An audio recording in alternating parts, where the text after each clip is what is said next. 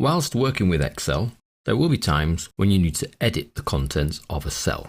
So that's not just replace them, but just edit what's already in there. Now we have to be a little bit careful in Excel when we want to edit a cell, in that we don't replace the total contents. Let's take our sample cells with data as an example. On the forecast sheet, we have Bob, Rita and Sue. Now it may be that I wish to add in Bob's surname. So I could just click on the cell and type his surname, which is actually Haywood, and press return. And then what happens is Haywood drops into the cell, not Bob. Bob has actually gone.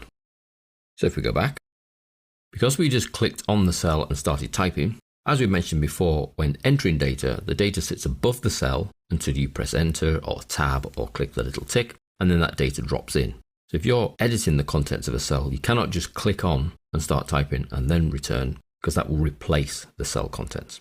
If you want to add to the cell contents or augment the cell contents, then we need to actually get into the cell. So to get into the cell, we can either double click, and that will take us in. You can see the cursor is then in the cell, and I can add his surname. And then I press return. It then says Bob Haywood. So let's go back. There are a number of ways of getting into the cell.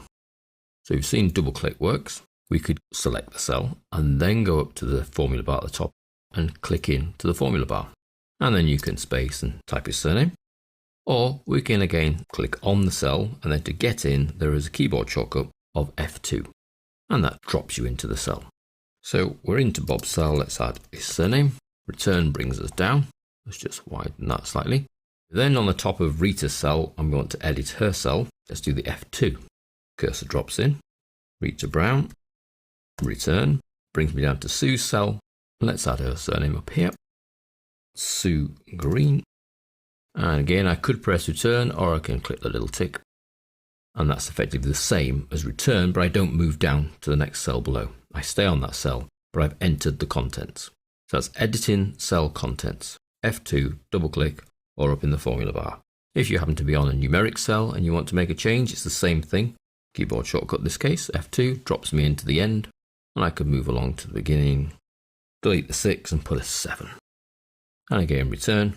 So it's just that little nuance you have to be careful of, actually getting into the cell to make the change rather than being on top, making the change, and then all that drops in is the new typing, not the existing typing as well.